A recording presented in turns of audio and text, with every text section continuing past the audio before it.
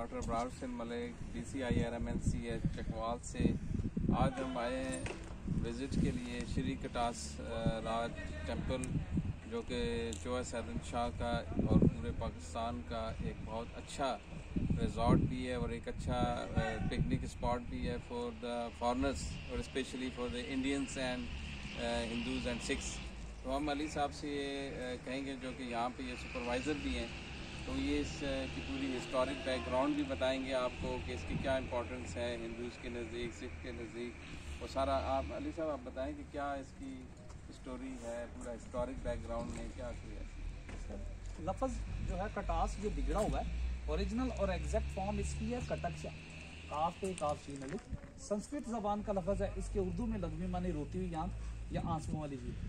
जिस तरह हम मुस्लिम में जाते हैं, आपको पता है इनका ये कास्ट ब्राह्मण इनमें भी है, हिंदुओं में भी है। इनकी सबसे आला कास्ट ब्राह्मण है। ये ब्राह्मणों के मंदिर थे। ब्राह्मण के सबसे बड़े भगवान का नाम श्री शिव है। अकॉर्डिंग टू महाभारत बुक, ये जनाब ईसा अलैहिस्सलाम से 300 साल पहले की तसनीफ है। उस बुक में कटास का जिक्र कुछ इस तरह से है कि जब इनके सबसे बड़े भगवान श्री शिव की बीवी सती पार्वती इस दुनिया से चली गई, मर गई, तो वो उनके गम में रोए। हिंदू अकीदा ये कहता है कि उनकी आंखों से आंसुओं की लड़ी जा रही है। उस लड़ी में से 2 कतरे जमीन पर गिरे। फर्स्ट वन इंडिया अजमेर से, सेकंड वन कटास राज में। ये आपके सामने जो लेक ये पाउंड है, ये मार्जे वजूद में है। इनके लिए बड़ा होली पानी है, ये मुकद्दस चश्मा इसको कहा जाता है उर्दू जबान में। वैसे इसके 3 नाम है, अमृत कुंड, चमर कुंड और विष कुंड। अमृत कुंड पानी को भी अमृत कहा जाता है, और अमर रहने को भी, हमेशा रहने को भी अमर कहा जाता है।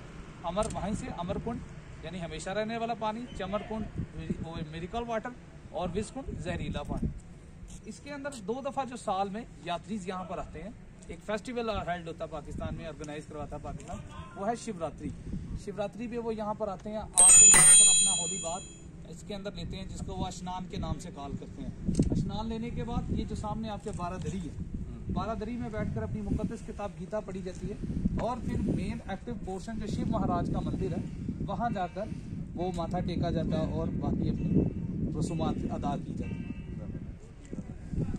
ये बहुत अच्छी आपने हिस्ट्री में आगे नेक्स्ट